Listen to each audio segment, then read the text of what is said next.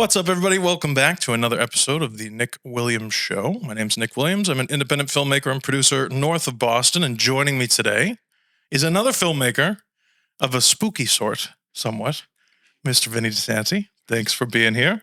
Thanks for having me. Pull that mic in real nice and close. Yeah, right here, up on it. Yeah. Thanks for coming in. Yeah, no problem. Good to Appreciate it. I met you at a premiere of Stephen Schloss's short film. Yes. And I saw a trailer for, I believe, is it one of these? No, it's a new cut that's coming out. The final but it does cut. have a lot of footage from those. Okay. One of your Never Hike Alone series. Yes. Which I did take a minute to look at your YouTube channel. And first of all, congratulations, 93,000 subscribers. That's pretty sick. Yeah, no, it's getting there. We've been kind of working on it. The goal is to hit 100,000 this year. We're on pace. I would think so. Yeah, it's only July, dude. You're 93. Yeah, I know. Well, I mean, the channel's been open since 2017.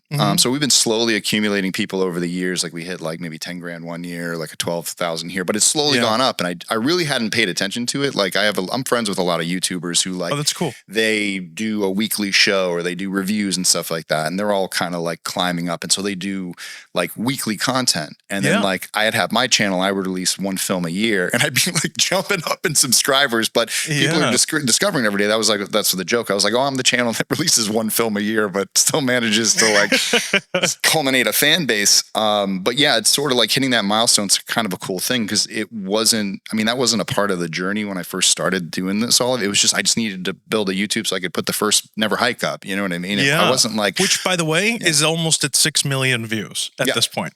Yeah, that's pretty sick. No, I'm pretty pumped about that. It's watching it go up over the years. You know, the fans have rallied around it. We've developed a really cool fan base that's allowed us to do some really, really cool things. And it's been a unique journey that I didn't think would ever happen, because it's not like you say like, oh, I'm gonna go out and make a fan film and like create a career out of it. It's sort of like I'm gonna go out, have some fun with my friends on the weekend and create something cool. I mean, obviously we wanted to put something out there that people responded to. And my sense was like, I had seen other Friday the 13th fan films that were online that were done, you know, a decade or so ago with, you know, DV equipment, shooting on DV tapes. There's nothing wrong with DV equipment. No, nothing like that. But I mean, you know, you're not going to get the That's sound. how I got started too, you know? Yeah, but same thing. But you know, you get that backyard quality feel. And it feels that, you know, there's some decent stories and things like that. But I was like, man, if you took sort of the passion behind one of those and you took the independent spirit and all this stuff that was happening around that time with DSLRs coming out and being able to shoot HD and 4K and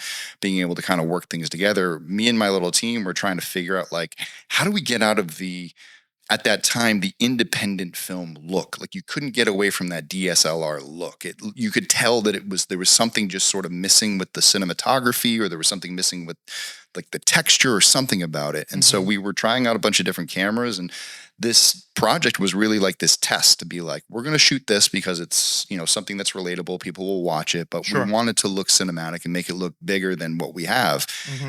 You know, the drones had just started dropping. So people just started really using drones. How long ago was this? What year? 2016. Okay. So like DJI just came, I think like it was on the Phantom 2 or 3 at that time. Yeah. You know what I mean? They white square box thing. Oh yeah. Yeah. Crashed that thing multiple times. I bet. Still kept going. I can't get it off the ground now, but it did survive much longer than I thought it would. But yeah, we were just like trying to experiment. It's like, we don't have a helicopter, but we got this drone. Let's shoot it, you know, in a certain way, to just make it feel like it's a helicopter, and like, don't do the like a lot of times at the time you'd watch people do drone stuff and it would be like herky jerky, or they'd snap movements, and it was like, no, just straight movements, a lot of things like that. And just to go off of that, planning your shots ahead of time really helps too. You know, I feel like there was, listen, it's very trendy. It's fine if you have a drone, whatever. When you first get a drone, or when you're first like using it, you kind of press record and just go until the battery dies. And then you're like, I think I could take this chunk and I could take this chunk, but planning out your shot gets you a lot better result. I personally, when drones started becoming a big thing, I was like, this eliminates, especially when like the Mavic Mini came out and like the little tiny ones came out with the same quality or whatever. Immediately I was like, oh, so I don't have to buy a telescopic jib. I don't have to buy a crane. I can get all of these same shots, ADR the stuff in post. That's indie filmmaking to me. You know, it's like, how do we prove to Hollywood that just because you don't have 250 million, you can make the same exact thing. Yeah. And that's really what it is. Use your resources and emulate the top guys, I got to ask you, not that there's anything wrong with it. Why Friday the 13th specifically? Oh, I grew up a huge fan. I mean, I was like, I grew up on a lake. I grew up in the woods. Friday the 13th, when I saw my first one, I think I watched it during like a lightning storm that was happening at my house. It was just like the perfect storm, the perfect age, the perfect VHS cover. I couldn't help but look at, I was like, what is that hockey mask? What is that thing? And I became a super fan. I mean, I played sports all through my career. I always wore 13. It was always my number. I have 13 tattooed on my leg, like all these different things. And my dream growing up was to work on a Friday the 13th film. Like I moved to LA to try and get on a Friday the 13th. Where are you from originally? Westport, Massachusetts. Oh, okay. So from Mass. Yeah. Okay. So I moved there in like 2008. That's right when I moved back out here. I lived out there and I moved back out here. Go ahead. Moved out there in 2008. Went out there in 2008. Just missed the cutoff to try and get on that Michael Bay movie. I was working in commercials at the time. And then just kept trying to find different ways onto different productions, always never getting a call back, or we're not, accepting applications right now. Sure. The same thing. And then when they finally I just never thought it was going to happen. I was like, I'll just do it for fun. Like I've always wanted to build my own costume, and it became sort of a side venture for me when I started moving up in the industry and I started making more money and I had expendable money. I was like, what should I do with this? I'm going to build a brand new Jason costume, but I don't want to, it started sort of as like a part 3 look that was sort of traditional. It was very easy to put together. And then the more I thought about it, then I took photography and I was like, it'd be fun to do like a little short film, like a little 5-minute short film. Yeah. And we did, and we shot it with that costume, and there were a ton of issues with it where like the collar would it wasn't covering all of the latex. So it would pop out underneath the collar and the stuff. And just really learning, through trial and tribulation of like, okay, this doesn't look great, but I've always had these thoughts about what Jason should look like. And I was having all these arguments online with people in like movie forums about like, if they did this and that, if they changed the jacket this way, or if they did this color scheme, and everyone would be like, oh, what do you know? Or like we'd all be arguing. And I got so sick of being like, I think this is what it would be versus like, let me go build it and show you what I think it could be. Oh, we're the same human. It's my mind. Like that's the way it is. I'm always the person that's like, let me grab a piece of paper and I'll draw it for you. Let me just show you what I'm talking about. Yeah. So it was sort of that. And, I contacted these people at Composite Effects in Louisiana. There was this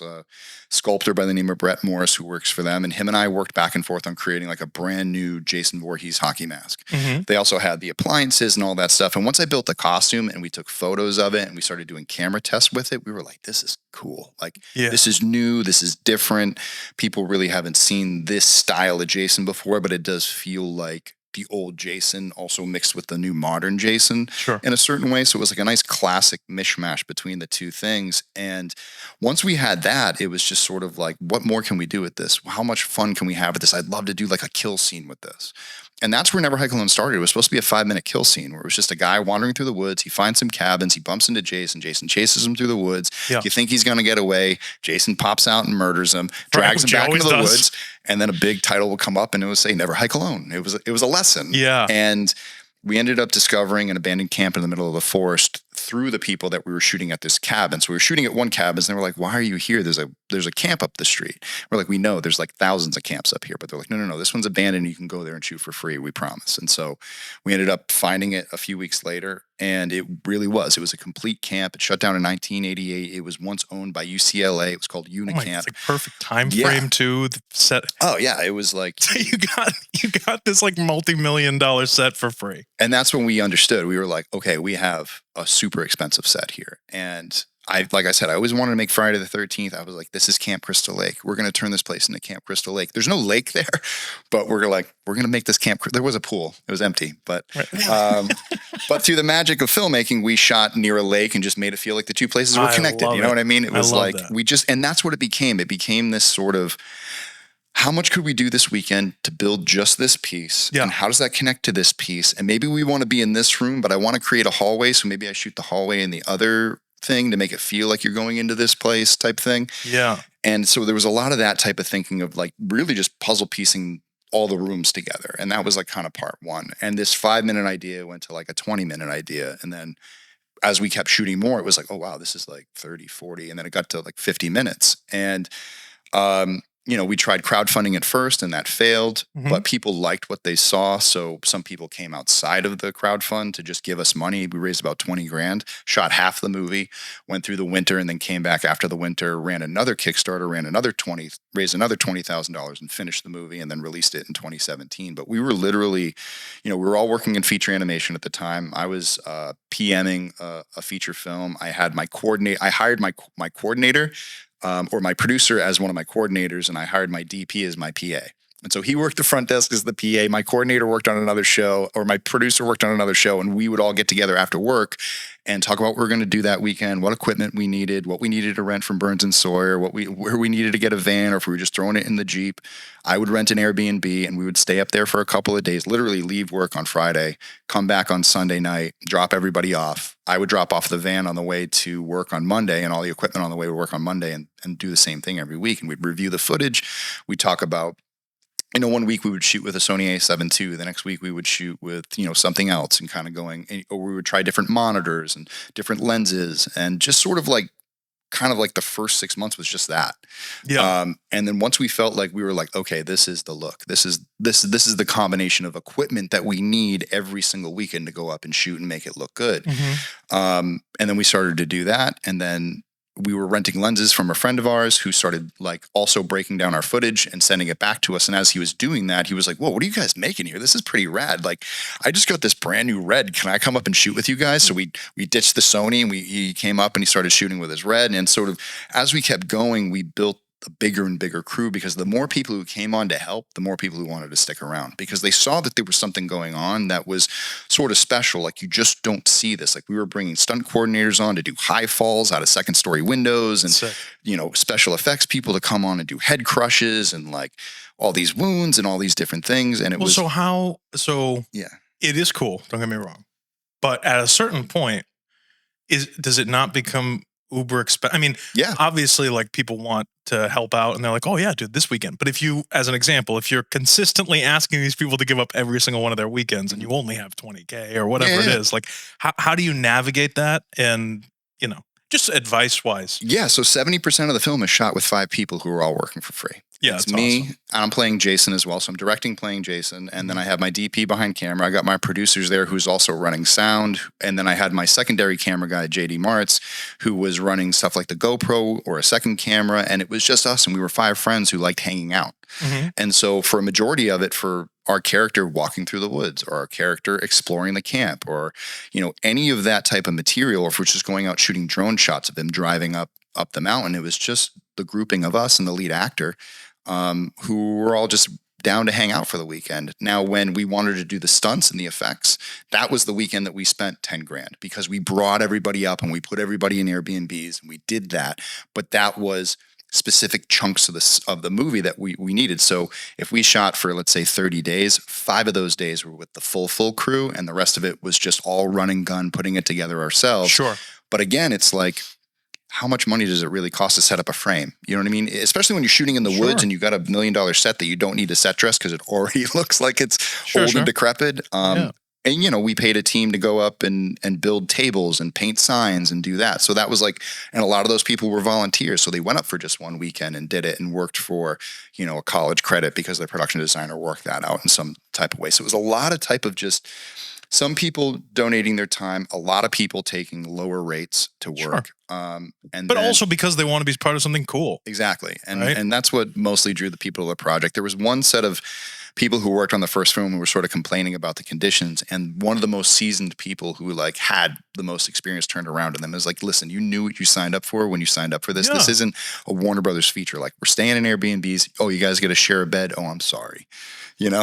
And I don't want to, you're 100% right. And so is that individual, whoever they are. And I don't like to talk bad about anybody in particular. So no names or anything crazy, but it does frustrate me that people, it's just this weird mentality toward working on a film. If you dude, I would give anything to make movies with my friends every weekend. It's the equivalent of people who play video games, or I don't know, anything else. that's part of the reason I do this. Like, I want people to come hang out. And if I had said, dude, it was nice to meet you that night, and sent you an email and said, do you want to come hang out at my studio for an hour? You'd be like, what? You know what I mean? But this is like a way to get to know each other for posterity's sake, for the viewership of other people, to learn things about it. But like, I'm obsessed, not with podcasting, with filmmaking. I love doing it. And then you get on set. I was on a set once, a college film set, short film. And it was two actors, and one of the actors was this girl, young woman, who was upset that we didn't have stand-ins for like her overs when we were shooting the other person, and like nobody was getting paid. Like, there was no budget, and we were going around and like doing. And was like, really upset about certain accommodations or lack of accommodations or whatever. And I'm like, you knew exactly what are you talking? Who do you think you are, Meryl Streep? Like, what are we talking about? Like, it's like, why can't we be excited and happy to make a movie and then like collaborate in a positive way? Yeah, and I get that sometimes people just like to gripe because it's a way to get through it sometimes, but it really is, and it's tough to really find that balance because that's the hard part about being in LA. I found was that people were so used to working a certain way and having a certain standard, and it's not necessarily that's bad, because on those $1 million sets there should be those standards. Well, but sure, when you're out shooting with your friends, you got to rough it a little bit. You're going to have to do a couple extra jobs. Like, you're not going to get paid the full rate, but the reason why we all agreed to be here was because we all wanted to just work together. And so what I do when I'm in the producer hat is sort of like, listen, guys, I can't raise $1 million, but with what I can raise, I'm going to make sure you get as much as you can as possible, with us still being able to finish the film. And that's the goal, is that we all need a finished product that we can put on our reels and that we can use to say, I did this work and I want to give you a platform to do your work and shine. And I would rather you come to me and say, listen, I want to do X, Y, and Z for the film. So I want to get this piece of equipment and that piece of equipment, and I'm willing to take a cut, or, we're willing to kind of work around this because we really want to play with something. We want to bring on a piece of equipment. We want to expand our horizon, and I will invest in that. I want to invest in those people. And if it's someone who needs to take a huge rate, wants to be on the show, it's like, I can't afford your rate, because I can't have you back here this many times at that rate, because then that takes away from this department and that department. And it's not that I don't want to pay you that. It's not that I don't think that you should earn that. It's just that this is the budget for this project. And if I have to go with someone else, I have to go with someone else. But I really want you because of X, Y, or Z, our relationship, or your past, relationship with this film, or whatever it is. And at the time, it really wasn't as hard to get people to work on the first one. It was after the first one had a ton of success that everyone had this idea that, like, you're now a multi-billionaire. That I'm now a multi-billionaire, and that if you crowdfund $100,000, you actually have $2 million. Right. People don't realize how quickly $100,000 can be spent. Oh my God! In a day. Like, how about the fact that you lose $9,000 right off the top from Kickstarter? Or the fact that if you don't make it in the same year, you lose, 15-20% in taxes. And SAG is going to take another X amount of percentage because our actors need to be SAG, and X, Y, and Z. And so all of these sort of factors, I don't think a lot of people play in, and the fact that just like, it's not your rate, it's your rate plus everybody's rate times all those days. And that builds up so fast. The insurance, everything else that goes into it. We just want, how about the fact that we want to get you guys in decent Airbnbs and places to stay? Like, do you want to stay at the camp, or do you want to stay? I was gonna say, you want to stay at the rundown camp from 1980 something? We did. I believe it. But see, this is the thing. I would be like, no, dude, what are you kidding me? I'll stay here. Yeah, it's part of the experience. Like, it's part of the experience. Are you kidding me? But I understand, a grip who's been carrying stuff around all day might want to sleep on a soft bed. That's totally fair. Or the female members of our crew may want a decent bathroom to take care of anything that they need to take care of. They might want to be staying in the woods with bears and stuff. So we take that all into account. We try to do what's realistic. I try to shape the projects around like what's realistically doable under this, and I obviously push, like, you can feel like the bolts on the submarine, like, and the pressure, like, just holding on, like, can the budget hold this? There's a lot of that, but yeah, I mean, and that's just the experience. I always say it's like this. The analogy is, if you want to do independent filmmaking, you have to start a band. You have to find other people who have their own instruments, who are willing to show up at a rental space, all put in the sweat equity and maybe pay rent for a space to practice, but we're going to write songs and we're going to get good. And only when we write enough and practice enough, we'll be able to play a show. And guess what? When we play that first show, no one's going to pay us. And we're going to have to drive 3 hours. And maybe 3 people are there. But this is the step, because eventually, if we keep following this path, it will all catch up and we'll be able to do this maybe paid. Maybe this can be a paid gig. But at the end of the day, I like coming here every weekend and playing music with you guys.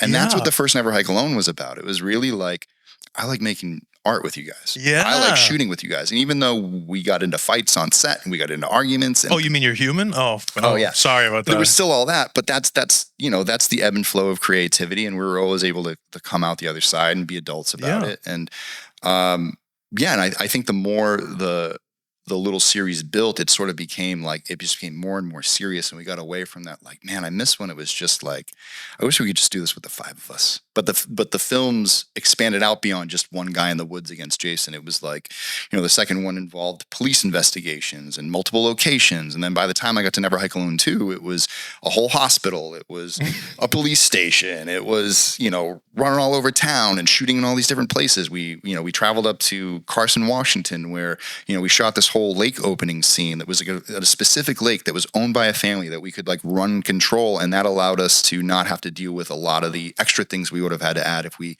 rented a location that was not someone's family friend. You know what I mean? Sure. So it was a lot of collection of those types of materials to put it together, but it was extremely expensive. Mm-hmm. And that was sort of the point. It was like, we finally have some money, let's spend it. Yeah. But man, it's like, someone said, a producer I worked with said that he's like, listen, it's like more money is more problems. It's like, it's nice when you get enough money, you can just throw money at it. Right. But there never seems to be enough, no matter how big you get. It's always something. Sure. Yeah. No, I that's a very good point. It's true. Yeah. That's why, like from a producer standpoint, when you're there and people are like, well, if we just had, and I'm like, no, we're going to make it work like this, even though, and it's like, you have to, especially if you're producing for a different director who's like, well, we raised this much money. Like you were saying, you have to be able to, I don't want to, it's not lying. You can't lie. Lying's always bad, but kind of, hoarding, or like, it's like a trickle, like, here you go, here's a little bit of this, or can you justify this, and then figuring that out as well, which is because if you just open the floodgates and you're like, yeah we made $100,000, here you go, then it's gone, like there's nothing you can do, whereas you could really, in a lot of cases, and my goal on every set is to make $100,000 look like 100 million. Mm-hmm. How do you do that? What's the best way? And that comes with, picking the best people and building relationships and networking. And you're right. I like that. The band analogy is very good. Yeah. That is very good. Let's dive in. So real quick, because normally I go backwards first. How did you get into making movies in general? Was this the first time where you were like, I want to make a movie? No, not the first time I did for myself. I did a couple other like little things before that, but I started working in the industry around 2008. I graduated Worcester State University, college at the time, but now I get to say university. Yeah. And then I moved to LA. My buddy was already working out there as a visual effects artist. He got me a job as he got me an interview for a job, and I ended up getting it as a PA. And just the first, that was Curious Case of Benjamin Buttons, when they were turning Brad Pitt into an old man. Yep. So I got to see that whole process. I got to see David Fincher direct Brad Pitt on set and all these different, this was all my first like couple weeks there. It was really, really cool. From there, I transitioned into VFX and commercials, still just PAing. I started working the vault back when we had tapes. So after Master Control would output tapes, I would, label the tapes, ship them to clients, or I'd have to drive them up to the broadcast studio and like drop off the tapes so they could start airing the commercials. Mm-hmm. And all that fun stuff. And I was just kind of coasting along doing that, looking for something to do. I obviously wanted to write, I wanted to direct, but I had no clue where my path was. Mm-hmm. And then one day I heard that an animated feature was coming into this studio that I was working at. It was going to be their first ever animated feature. They had done service work for Warner Brothers and Sony, and now they wanted to do something on their own. And so I approached, I think it's the business development executive at we were good friends, a guy by the name of Chuck Peel, and I just kind of popped my head in his office. I said, what's going on with this animated film? They're like, oh yeah, we're going to do meetings next week and blah, blah, blah. He's like, actually, we need someone to take notes. Are you available? I was like, yeah, I'm available. I love that. Everybody was too busy, and so they needed one of the PAs to step up. And I think I had been there the longest as a PA at that time. So I was like, all right, let's do this. And so I ended up sitting in the room. It was, Ash Brannon from Toy Story 2 and Surf's Up, the director, John Strauss, who wrote Something About Mary, David Stern, who wrote Open Season 2 and a bunch of other animated stuff. And then Luke Wilson sat down, and the president of the company came in for like 2 minutes and then popped back out and then just left us in this room. And that film eventually went on to become something called Freebirds. But at the time it was called Turkeys. And it's about 2 turkeys that discover a time machine, go back to the first Thanksgiving to take turkey off the menu. And it was going to star. Funny how stuff changes. Yeah. And then they didn't want to call it Turkey because they thought that would hurt the box office marketing department. So, and then it was supposed to star, and then it did star Owen Wilson and Woody Harrelson. And so that was like the starting point. And it literally started as that log line and there was nothing else a part of it. How old were you at the time? I was 23 or 24. What's that like? Seeing that happen in front of you. It was my dream because I'd always thought like, how? Like, how does a movie become a movie? Like, I think the only thing I'd ever seen before that, other than like behind the scenes, was like the end of Pee Wee Herman's Big Adventure, where he's driving through Warner Brothers and you see the lot and stuff getting shot. And I remember as a kid seeing that, being like, I want to do that. That's where Godzilla hangs out. I want to be there. Right. And so this was really cool for me because I wanted to see how it went from idea through script and into all the other stages that happened. And I really didn't have much, as far as like experience seeing that at all in any shape or way or form, because at Worcester State, we were doing documentary. So it's about going out and shooting, and like anything that was narrative, it was me just messing around, just instinctively shooting and things like that. Sure. And so you finally got this taste of like this, like, here's what it's like when it's real. Yeah, here's what it's like when it's real. It was just like, it was really, really cool. And so it was just sitting back and just trying to keep up. And so I took notes. And for, I want to say 6 weeks, they would come in once or twice a week to do these notes and come up with a pitch to then pitch back to the studio and say, this is the movie we want to make. Do you want to greenlight it? And it got greenlit and they were going to take it into production. And I found out that they were going to move me back into the PA pit to go back to doing what I was doing. And they were going to assign another coordinator to it. But I had spent those 6 weeks building relationships with everybody in that room. I went Don't let me go. And I literally went up to the director and I said, listen, I just want to let you know, like, it was great working with you. And it was kind of it was an approach. I went, hey, it was great working with you. I really appreciate the opportunity. He was like, what does that mean? I was like, oh, well, I'm going back to the PA pit. And he was like, what? No, he's like, no, you're my coordinator. And I was like, well, you better tell them that. Yeah. And so he went in and I ended up being the first hire on the show. The first ever animated project that Real Effects ever did, I was the first ever hire to that division as the production coordinator. Sick. And I became the story coordinator, the editorial coordinator, the director's assistant, the writer's assistant. Yeah. I became what by the end of the film, by the time I was done, I was like the hub of everything story. Like wherever the film was at its story and the way that it was coming together, why characters were making decisions, what was going on in each scene. Had to go through you. Yeah, the notes had to pass through me. So I had to create all the notes and do there. So if anyone ever had a question, they're like, hey, in sequence 3000, I'd be like, oh, well, you got to do this, this, and this, and this is why we're doing that. We had a note from 2300 that connects to this. So if you go back and watch that scene. And so I was just able to story to me, just, it clicks in my head. It's like it's my savant thing. I'm like, I don't know what it is, but for me, if you give me I'm like MacGyver. It's like you give me the pieces of breadcrumbs and all of a sudden I will have a feature film for you, start to finish in 5 minutes. And I just, working with Ash and working with John and sort of like being in the room with them, it went from a point where I was taking notes and then I was coming in, the next day and saying, hey, I did the notes last night. I just noticed something like in this sequence, these two things don't quite line up. Am I reading that wrong? Like, oh, no, that was a good catch. And so it started with that. And then they'd be like, oh, we need a funny line here. And, I'd just go pitch a line and they'd be like, that's good, put it in. And I'd be like, and I liked that feeling, the feeling of like being able to run with the big boys and feel like I'm keeping up and being able to contribute and knowing that they say that producers, they always want to pee on the tree, but I think there is sort of that thing of like, it's kind of cool if you can pitch an idea that is going to end up on screen. You could say like, I helped push it that direction or I helped make it get better. But that was sort of the atmosphere in animation because it wasn't like, here's the script, don't change. It was literally like, here's the script. It's just an outline. Go ahead and do what you want. When I went to the story artist. And so the story artist would work with it, pitch stuff back.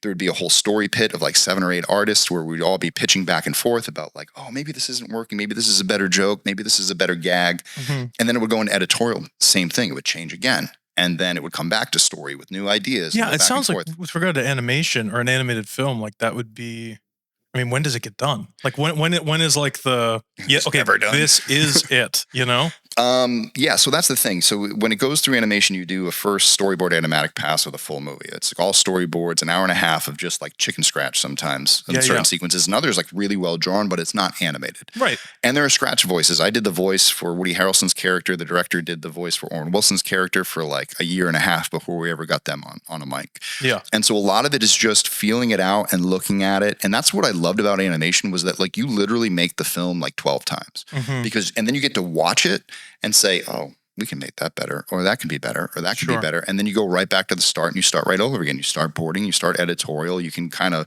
you know, maybe you don't have to reboard every single sequence, but you get your artist launch on all these revisions and sort of go back and forth. And it was just that in the spirit of make it better and make it better.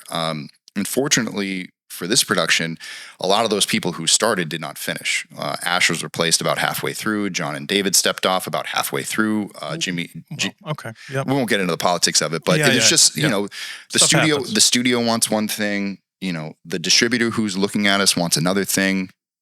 The director wants something very specific, wants to make a very specific movie. And at the time, Ash had this very like it's a Thanksgiving movie. So it's very Americana. It had banjo music. Steve Martin was supposed to do the score. Wow. In fact, him and Steve Martin were meeting every now and then, and they literally wrote score that no one's ever heard. And one of the tracks has Leonard Nimoy singing on it. Like, and I have those files somewhere, and I keep thinking about like, I gotta put this on YouTube. People need to hear this. And so it was really amazing to see a lot of amazing things come together, and like everyone on the film loved the project, but the distributor and the studio were like, we want something a little bit more edgy. We want something a little bit more DreamWorksy. We want something a little bit more, you know, that's not so like banjo music. Like, how's this going to play international if we got banjo music? And then literally yesterday, I was thinking about it because my girlfriend had Fantastic Mr. Fox on in the background, and that has a very Americana banjo, Django Reinhardt type thing. And I remember us using a lot of that stuff in our temp track. And I'm like, did anyone tell Wes Anderson he couldn't use banjo music? It's kind of crazy that they got away with it, but we couldn't. Eventually, they brought Jimmy Hayward on. They brought Scott Mosier on to produce and co-write, which was really cool for me because I was a big fan of Clerks and Mallrats growing up. And of course, Kevin Smith's story is very inspiring to any independent filmmaker. Literally thought Clerks was shot with I heard a rumor that Clerks was shot with a security camera, and I believed it for a long time. I was young at the time. But anyway, so they brought them on. They changed it in that direction. Jimmy took it from sort of old school Looney Tunes, Americana to Amblin sci-fi bad robot movie. Like, this is a sci-fi adventure movie. And, you know, learned a lot from Jimmy. So I watched two different directors take the same project, the same story, and essentially almost the same script. There was some major changes that kind of happened. We got rid of some characters, but essentially the same core, and watch two different people paint the same picture. And it was a really interesting thing to be like, I learned stuff from Ash, I learned stuff from Jimmy, learned a ton from Scott. You know, we worked with Craig Mazin on the project. Craig Mazin came in and did a draft, and then watched him ascend to the peak of screenwriting. I mean, he was already a well-known screenwriter at the time, but he did like Hangover 2, but now he's like went from Hangover 2 to The Last of Us and Chernobyl and all this stuff, which I'm not surprised. So it was really just watching all these like magnificently brilliant people do what they do. And at the end of that project, I was just a different person. I had grown up to a certain degree to be able to carry my own story notes and be able to pitch in a room. I mean, I'd been in rooms where executives were asked to leave, and I was allowed to stay because they valued my opinion over some of the people in the company, from the fact that I was in it, I knew it, and I knew what I was talking about. I wasn't just trying to piss on the tree. I was legitimately coming at them with things and suggesting things that worked. And that's where I learned where my skill was. And then the more I did that, the more I realized I was like, eventually I want to do this for my own project. So I started writing, started sending, I had a friend who was an agent. So I sent them a script and I got a little buzz on it. Never really went anywhere. And then, I picked up a different show. I actually followed Ash to a project called Rock Dog, which starred Luke Wilson, and J.K. Simmons and Sam Elliott and all these different people. But it was a project that had gone through 3 or 4 different production companies and never found the light of day. And then it landed on Ash's lap. And the company who owned the actual property rights created their own company called Mandu Pictures. And we took our little team from Turkeys that really enjoyed working with each other and kind of ported it over to this company, the original kind of crew. And we had this thing up in like less than a year. Wow. And we had reels that they liked. We were working in this little live work loft in Venice. It wasn't a big studio. It was very like kind of just us. It was me, Ash, 3 storyboard artists working there, maybe 1 working from home, editorial downstairs, an art department that came in 2 days a week, and, the people who cashed the checks or wrote the checks. And it was us, for a year with no studio checking in, nobody asking for stuff. It was just all self-motivated creatives with a big wall of note cards saying, okay, today we're going to take care of the sequence. Today we're going to do this. How can we improve this? And just holding ourselves to that standard. In fact, at one point, Lee Winnell came in because he was working on an animated film and wanted to see how we were doing this small little like troop of people just getting the whole film done. And he looked at me and he was like, I wish all films were made like this. He's like, if we could just do it like this. And this was still in LA? This was in LA. Yeah, this is all LA. So I was, Real Effects was in Santa Monica. Mandu was in Venice. So we did that film. And then when that went on to animation, because I was mostly just on the front end department at that point, I then worked for another company called Original Force, where I was given my first ever, I kind of PM'd Rock Dog, but not through all the way through production. I stepped off for a minute to go work on a film with Luke Wilson that ended up falling through at the last minute because of insurance. And then when I was looking for a new gig, I found another animated gig because I was trying to, at that time, I was kind of like, I've been doing all this animation. I want to get into live action. So it kind of started then. And so Luke was like, hey, I'm going to go make this movie in Mexico. I need an assistant. Do you want to come and help me? And I was like, oh, hell yeah. And I had worked with Luke on 2 projects at that point, and knew him pretty well. And so I got to hang out with Luke Milson for 4 months. We were, working on this project, trying to get it out. And then we wanted to shoot this, it was a baseball movie set in Mexico, and we're going to go shoot it during monsoon season. So the insurance company was like, you're going to get rained out. So we're not going to do this. And so, the company that project got put on ice, and I had to find a new job. Got the new job at Original Force. I ended up working for a woman by the name of Sandra Rabins and her business partner, Penny Fickelman Cox, who had worked at Walt Disney. They helped build DreamWorks. They built Sony Pictures Animation, and now they were helping build this kind of joint Chinese gaming company, and they'd done animation. They were trying to get a foothold in American animation and do like a satellite office in both areas. And since I had a lot of experience both working, when I worked for Real Effects, there was a satellite office from LA to Texas. And then when I worked for Mandu, it was Venice to China. And then, and this was sort of the same thing. So I had that experience. I went in, and Sandy was the one who filled in the part that was missing, was the real producing side of it, of what is a budget? When I was PMing, I was basically just scheduling everybody and, keeping everybody on task and on schedule. But when she introduced budgeting and all that stuff to me, which I was completely petrified of, she finally showed me the tricks to it, and she showed me the sheets, and I was like, oh my God, this is so easy.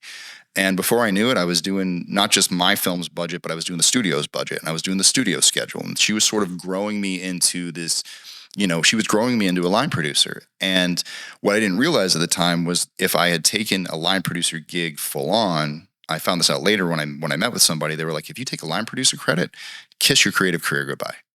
No one will ever hire a line producer. You'll be a paperwork guy. You'll be the paperwork guy. And I was like, I don't want to be that guy. But this is really helpful because now when I look at script, it's turned into the Matrix. I don't see just the script. I see the cost above everything. I'm like, okay, so maybe I need to shave this cost down, or I can get this cost down, or I can actually get this real cheap. And so it's one thing that's been really able to help me as a creative is understanding when someone says a budget, I know what that means on the page. And so all of these things are happening, and I haven't really done anything myself yet. And it was during this time that I kind of ascended up, finally making some good money. So I bought myself a Canon 5D Mark II, put Magic Lantern on it, got a couple nice Canon lenses. I was like, I can go shoot some stuff. And so I started doing more photography and shooting with that. I ended up shooting a short film for a 48-hour film project called The Red Room, which was a lot of fun. And that was my first ever directorial kind of ability to do that. And at the time, I hadn't directed, but, I spent some time with these people. Spent a lot of time, and also, was in the booth kind of working back and forth with the directors, directing them, or being in a recording session and sort of pitching out ideas. And so it wasn't something that was so, foreign to me. It's just, I hadn't had the application to be on my own. I wasn't piloting my own ship. You know what I mean? This was the first time. But on this, at the same time, you were a sponge. Yeah, no, I was like a blowfish at this point. Like how many? So you moved out there in 2008. How many years later is this? So now this is 2015. Right. So I mean, you've had more than. I mean, it's invaluable, and you're getting paid to go to like the ultimate film school, business side of things too, doing budget and paperwork and stuff. Yeah, and watching a studio get built from the ground up. So, a lot of things are like startup.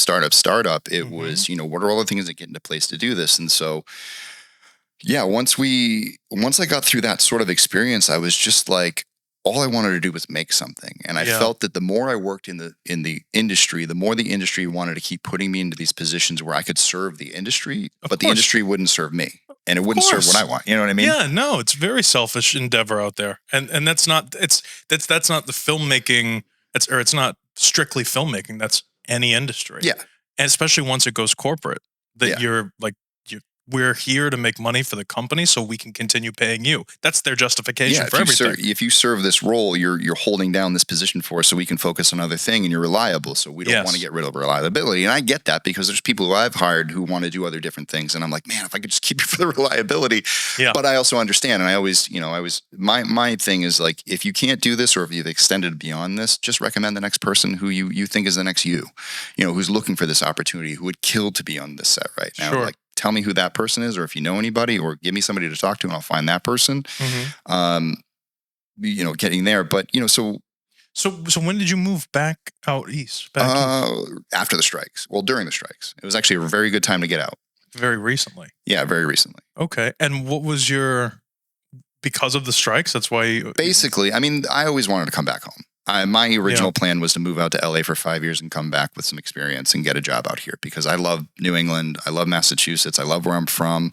I don't think there's any other place like this in the world. There's not. And I'd fight anybody who says otherwise. Yeah. And I mean, you live in LA long enough and the sheen wears off, and it's nice. And I don't like it when it's sunny every day. Like, I need some clouds. I need some rain. I need some thunder and lightning, a little bit of snow. And, I love visiting LA now. It's very nice to be there, because I know for a week. Yeah. It's like, it's like being in GTA, just driving around the streets, and kind of reminiscing a little bit, but not having to live in the trash-filled streets and not have to deal with the city probably going to slide in the ocean at some point, or set on fire again, or any of those things, or just the high cost of living. Not that Massachusetts is that far behind it, but at least I don't know, man. Well, in 2008, so we moved back at my grandmother. At least gas isn't $5 a gallon. Yeah. Well, here? Yeah. No, it's not. Well, or $7.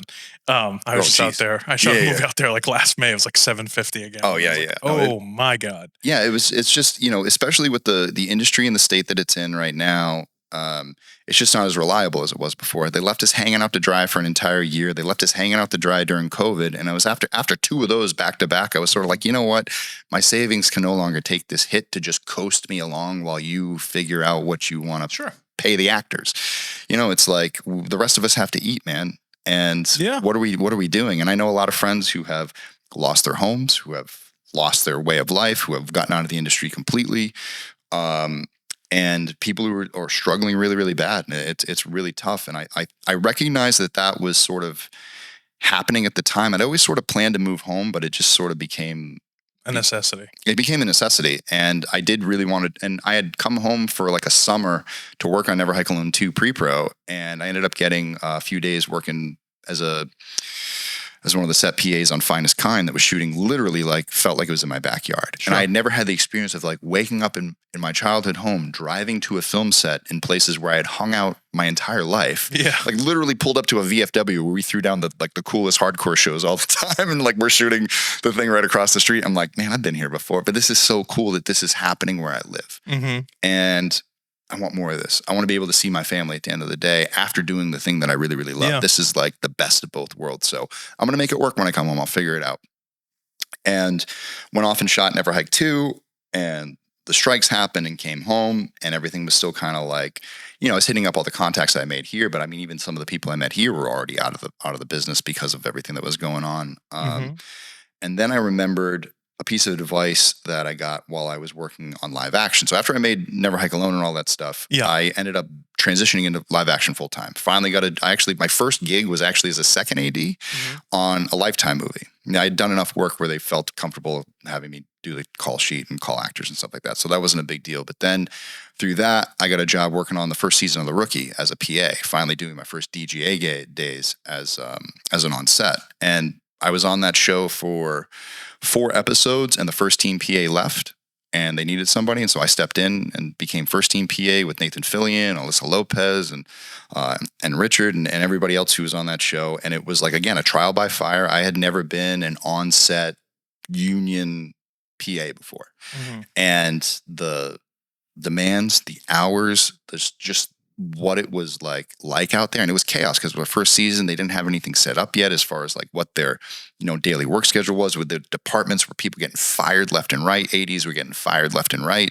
And it was a really tumultuous show. But again, the more tumultuous, the more I learned. And so again, it was just sponge. It was like, oh, how's the DP setting up for this? Or what are some of the tricks? They're like, now seeing some of the camera work that they did there and some of those like tricks, instead of like watching a movie and seeing it dissected from that way, actually seeing the application of how they achieved that shot, what equipment was used, and how could the things that are built around here be kind of lessened to a point where I can actually afford this, but I can still get somewhat of the same lighting structure, or I still can get that. I can rent that lens. I can rent that camera. My friend has that camera, Sure. It's like, wow, I have all the tools here to do it. And so the more I would go to set and work, and I would learn that, what's a smooth day on set? What are the things that people do that lead to success? And what are the things that lead to long ass days that nobody wants to be here?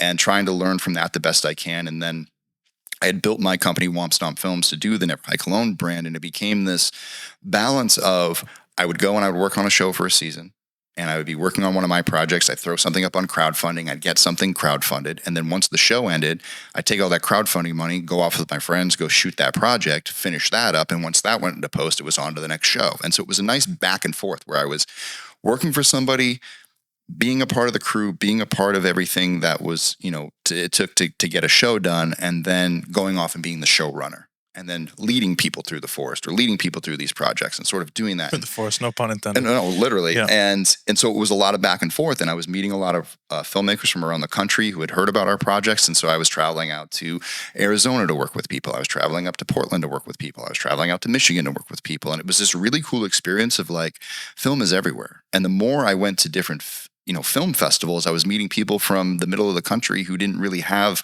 they're not in an A studio system. Maybe they have some films that come out there and they get a couple gigs a year, but they do something else. And then they do this, and then they go back to it.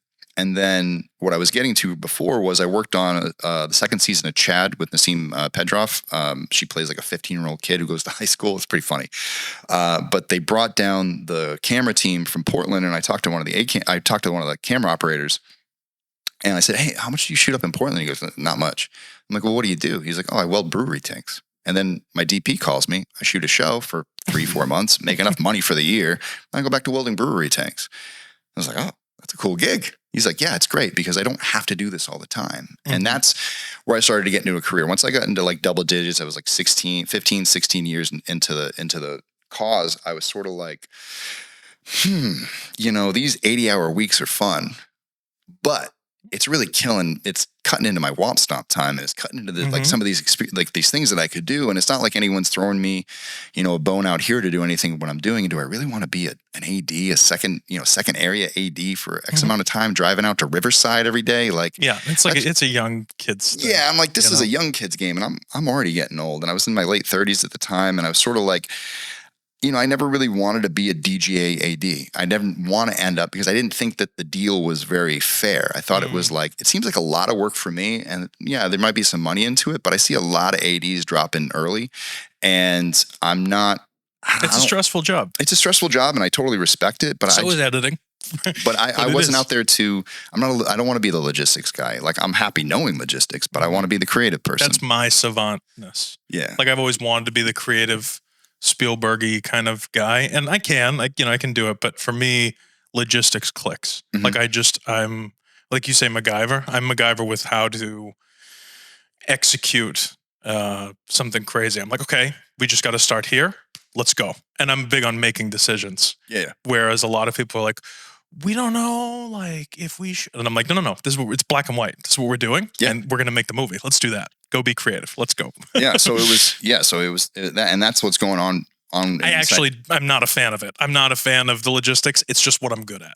You know what I'm saying? Like, you have to be fun. You have to be. If you're not good with it, it's gonna sink you. Yeah. And so it was good. I got, I was sharpening those skills and kind of doing that. And I just realized that like, that wasn't the path. And it was just keep my head down and keep creating. Yeah. And eventually use the skills, but don't make it your whole life. Yeah. Don't make my whole life. And at the time, like when I did Never Hike, I ended up getting a manager. I got attached to a project called The Kindness of Strangers. And it was going to be my first feature directorial debut, and it was great. And then COVID happened. Fun. And everything fell apart. Yeah. And I said, okay, but I made a good relationship with the writer. We stuck together for a couple of years, and I said, I'm going to find somebody else. And then I did find somebody else, and I won't go too deep into that story because that was a very sad ending, but the strike did not help. So the strike didn't help. That person fell through for trying to get that together, and then we found somebody else. So again, 5 years later, after when I originally signed on the project, we finally found somebody to help us produce this project. And I'm not even guaranteed to direct it yet. It's right now I'm attached as a producer, and we got to bring it through financiers, and they have to approve at the end of the day before they package it. And so, even the things that you think you have in this industry, you still have to fight tooth and nail to get all the way through. And I may end up producing it for somebody else. It may end up going that way. But, in my head, it was like, I'm all or nothing on being a director. And if I take any other position that is full-time and do it, I know that I will look back 5 years from now and still be doing that position and still be looking at Director Island being like, if I could just swim over there, So right now I'm in the middle of the water swimming my ass off. And, like a lot of people, and it takes a tremendous amount of sacrifice. It means not taking the most lucrative job you can get. It means taking the job that allows you to continue your passion. That advice, like find your brewery. Like I found my brewery tank. I do, photography now, and it's not the most glamorous position, but it allows me to balance the two worlds. And I also found that by, running 20 different crowdfunding campaigns, that you can actually make a living off of being a consultant, because people don't know what they're doing when they get into that. And it's actually good to have somebody who's been through it before. And I don't charge people an arm and a leg, but if you combine that with a steady salary of something that's bringing in cash, and you kind of add that on top, and then you add on top that, the YouTube, through everything that we do, through doing a podcast, through, doing weekly shows, that you can add a couple extra $100 or maybe $1,000 one month to your monthly income. All of a sudden you can build an income that can take care of your life, but leave you the freedom to sit down and write, or leave you the freedom to sit down and edit, or do whatever you need to do to get projects off the ground. And, a lot of what's fueled what we've done has been through crowdfunding. And what I love about that is I'm not pitching a studio. I'm not pitching somebody who's going to decide, the life or death of my movie is like one person. I'm pitching to an audience. I'm going directly to the consumer. I'm saying, do you want this product? If you want this product, you can have it and you can be a part of it. We're going to put your name in the credits, and you're going to get some cool swag. And you get to say you're a part of it. You get to brag to your friends when this movie plays, and you show them, be like, look, I helped make this happen. And, with Never Hike Alone 1, it was 277 people that backed that first Kickstarter. And now we're up to 3,500 people who backed Never Hike Alone 2. And with 3,500 people, we raised $350,000. So that is, a substantial step up from 20. And, so we want to continue that trend of, now doing that with more original projects. And how long did that take to raise a 350? How long was that Kickstarter approximately? That Kickstarter, well, we originally raised 175 within a 35-day window. Yeah, that's insane. And then with In Demand, we were able to keep going. And so the campaign was open every month, and every month, more people would discover it. So maybe we'd make a couple grand here, a couple grand there. And then we'd come up with an idea for a new poster. And that new poster could be a special edition X, Y, or Z. And so we would release that, and all of a sudden, as an incentive, or as an incentive, or an add-on, or something like that. And so people would come back and be like, "Ooh, that's cool," and we'd sell $5,000 worth of this new product. Or what was really nice was when we finally. So we were originally supposed to shoot the whole thing in 2022. We got delayed till 2023, but I had enough room to shoot just the opening, which was a great teaser anyway. So I was like, let's go shoot this opening at that, at that lake in Washington. I'm going to use that to raise more money. And so we shot that opening. It was Friday the 13th, I think in January of the following year. We released that and made another 20 grand just based on the trailer because it expanded our audience out that much further. And more people were discovering it every day. And more people discover the films on YouTube every day as well. And we have the links there. So we just sort of keep that wide open net the entire time we were in production. And I always, suggest to people, if you're doing a crowdfund and whether you're on Kickstarter or Indiegogo, you have late pledges on Kickstarter, you have in demand on Indiegogo, until your film is wrapped, in the can, done, and going to the film festivals, do not close your campaign because you're never going to know when you're going to need an influx of cash. Right. You never know. Oh, you know what? We could use another $1,000 for a crane. Sure. Oh, really? Okay. Well, let me go push on social media for a little bit, see if I can get a few more people to back, and we could probably raise $1,000 grand in a couple weeks. Okay, cool. And we do that. And it sort of becomes a nice tool for you not to go to the studio and say, hey, we need to write an overage. No, it's just appeal to the fans. Hey, do you want your product to be better? Hey, sure. We got some stuff for you, tit for tat, and now we have our crane. And it really just comes down to, putting the work in and all that stuff. What about distribution? I always like to talk about things that people kind of overlook in this industry. You know what I mean? So like after you're done and your film is done, what's your take personally, Womp Stomp, on distributing the films after they've been made? I've really fallen in love with printing my own Blu-rays because I can see. I love these. These are so cool. Yeah, no, I design everything from the covers to the discs to the menus to everything. I mean, the entire experience someone has in the Blu-ray, I have control over that rather than, it's a lot of work, but it's relinquishing it over. You don't know what you're going to get for special features. And there's something really powerful about being able to take my Blu-ray to a convention and sell it to somebody and all the money comes back. Yeah. You know what I mean? I don't have to split it with somebody. I don't have to do it with it comes right back it goes direct to consumer. And so I want to really take that with the original stuff. Those, when I sell those, they help pay for the expenses of just putting those projects together. Sure. And it would be nice if I could do that for some original projects and have the same thing. With those, they have to go online for free. We have to release them that way. The real kind of prize with those is getting into good film festivals, showing it up on a big screen, being able to celebrate it with Friday the 13th fans. Like in a couple weeks, I'm going to be going out to LA to Crystal Lake Nightmares convention. It's all the Friday the 13th. So this is the other thing I was going to ask you. Like Friday the 13th, a lot of horror films, but Friday the 13th, obviously, specifically to you, there's like a huge cult following, which is awesome. So I was going to ask, like, how have you, and then with regard to the original creators of the Friday the 13th series, have you been involved with them at all? Have you? Yeah, met them. What's that experience like? Yeah, everyone's been really, really supportive. The alumni have been super supportive. Super cool. I know a ton of the alumni now. I never would have thought that. I have some alumni that appear in the films. I was going to say, how does it feel going from you and 4 other people wanting to do a cool little fan fiction, one scene, don't hike in the woods by yourself thing to meeting the people that created the franchise to begin with? It's crazy. The opportunities that I've gotten because of Never Hike Alone has been, it's a Friday the 13th. I'm living a Friday the 13th fan's dream. I literally, I got to design a kill for the Friday the 13th game. We had our characters in a puzzle game. I got cast to play a killer in a movie directed by a Friday the 13th actress and got to fight 2 Jasons in the movie. That's insane. And so like life complete, like you're good, just full circle, right? The only thing that's left is to work on an official one, and somehow I can't get the new owners to give me a call. And I don't know what it is. I think it might be the sense of we can't empower fan filmmakers to make something so good that we then have to call them because then everyone's going to want to make a fan film and then get good. Do it. But see, to me, I go, why does that matter? No, they need someone who, I know that it matters from a standpoint of, even if you're an independent filmmaker, there is a big difference between working on an indie set and going to a studio set. And so when you go into the politics and being able to deal with all that stuff, even Gareth Edwards struggled with that. It's just more people. It is more people. It's just more people, more money, different resources. That's all. It is. But I understand how they want somebody who, if you've only driven, a speedboat and you got to go do the cruise ship, it's sort of.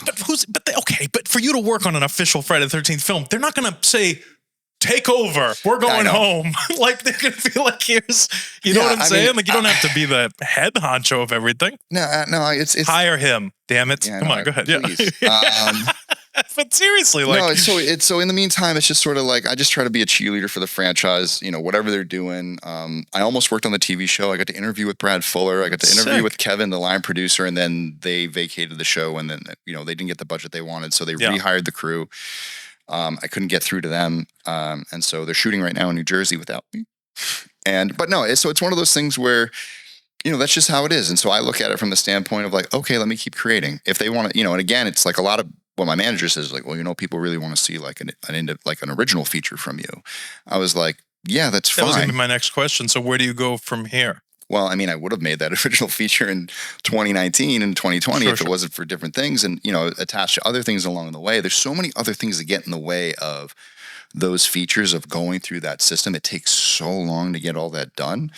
And in the meantime, I was on this, journey with Never Hike. It took 8 years to get it all done because of those delays. Sure. But I had people from the franchise connected. I was telling the story I always wanted to see made on the films. Like there's 12 Friday the 13th films, and 8 of them were done with Paramount. The first 8 through Manhattan, and then it goes to New Line. And as a fan, the New Line films always felt like an Elseworld, like Friday the 13th adjacent stories. This isn't the original Jason that you remember. This isn't the story continued because these are all made up facts about Jason that has never been established before, and this is just not really who he is. Canon. But he has the hockey mask on and all that stuff in there. And so I always wanted a guy in a hockey mask. I wanted the ending to the original Paramount era. Like 6 had such a great ending, and then they undid it and they never quite redid it again in a satisfying way. And I wanted the not just like story conclusion, but the emotional conclusion for Tommy Jarvis, for Jason Voorhees, for all these people. And that's where Never Hike Alone, even though that wasn't the aim with the first one, it sort of opened up an opportunity. I saw the door open and I saw like, okay, I can pull in X, Y, and Z from the past. I can have them reprise their roles. We can pick up the story. And I have the blessing from the Part 6 director to carry on the story of the character that he was carrying on.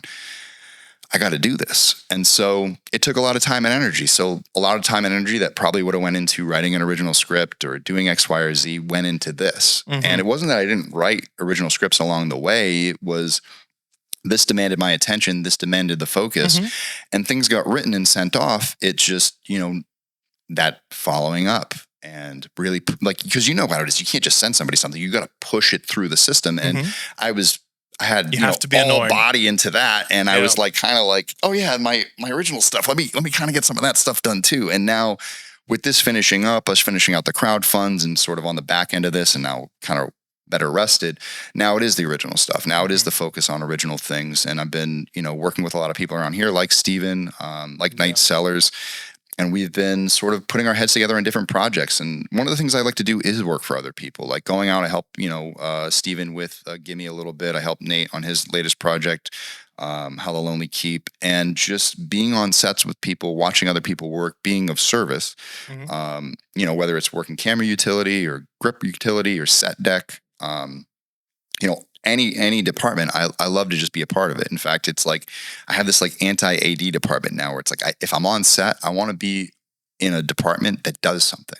Yeah. Like I'm sick of bossing people around. I'd rather get my hands in and actually move the stuff than having to stand around and tell people to move stuff and get stink eye looked back at me. Because if I could help them, I would. I'm just not allowed to.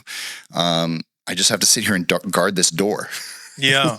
Yeah. Watch this parking lot. Watch this parking. Well, no, even I'm kidding, but like it's essentially it's all the same, and then telling people yes and no on things or making decisions. Yeah. Well, I mean, it's a lot of communication. I'm not trying to downplay AD, but it's just sort of like, it's a very important role. It's like being a coach versus being a player. It's like coaches want to be on the field. I'm a coach who wants to be on the field. I don't want to be on the dugout. And so even if it's set deck, just moving furniture around or putting stuff, I'd rather spend 20 minutes doing that or fixing a shot or making something look good in a shot and having something that impacts the quality. I mean, not that ADs don't impact the quality. If you don't have a good idea, it could kill the quality. But I mean, something that's the creative work. And then that's really what I wanted to get back into. And so that's what I've been really focusing on here. I've had opportunities to work in multiple different departments. And I think through directing your own things and producing your own things, obviously, like I'm helping my camera guys with their stuff. I'm helping the gaffer team with their lights and effects and all. So I have a little, it's like a jack of all trades type thing. It's like I can fit in any department wherever I'm needed. And I'm not going to be the lead, but I'm a body that you can trust and say, okay, they're not going to do anything completely stupid. Right. Right. And that's been a really, really great experience. In fact, somebody who I met when I was in LA, or when I was at a film festival in Colorado, but he was also in LA, is a guy by the name of Leon Vitali. Okay. He was Stanley Kubrick's assistant since basically The Shining. And so he was actually an actor. He was in Barry Lyndon, and he was a British actor, went through the Shakespeare School of Dramatic Acting, had a successful TV career, and then was in Barry Lyndon, and then worked with Kubrick, and was like fascinated by the way he worked. And he's like, Mr. Kubrick, I want to work for you. And he's like, have you ever worked in an editorial department before? And he said, no. He goes, well, until you've worked in an editorial department, you can't work for me. So the next movie Leon did, it was something called The Terror of Frankenstein, which I believe was a Swedish, remaking of Mary Shelley's Frankenstein, where he was the lead. And in his contract, he said, I will do this movie for X amount of money, but when the film's done, you also have to hire me as an editorial assistant so I can see the editorial process. And after the editorial process, he went back to Kubrick and said, hey, I went through the editorial process. I know all about it now. He goes, good. You're hired as my assistant. Come help me cast The Shining. And he did not leave Kubrick's side for years. There's a documentary called Filmmaker about Leon's life. And that's sort of like, I didn't know this was happening. Like, he was in this documentary when I first met him, but I ended up meeting the documentary filmmakers as I got to know him a little bit better. But Leon's thing was like, he was this super accomplished actor who was basically just following Kubrick around. He was casting for The Shining. He was running lines for The Shining. He was his, he helped track all of the color notes that he had for the finishing of all the films, and everything Kubrick did, he followed him around to, almost to a fault. But his thing was like, he's a film worker. He's not an actor. He wants to be everything on set. No matter whatever the project needs, whether it's somebody on screen or whether it's somebody behind the things or this, he wanted to do that. And it was just service to the craft. And I always loved that approach. And that's how I always felt. It's like, I can't direct everything, but I love being on set. And if, the only way for me to be on set is to be in this department, well, I'll be on that department, and I will learn something about the department, and something about that department will teach me about how to be a better director, or how to communicate with that department as a director and understand their language and be able to speak their language, which is very, very important.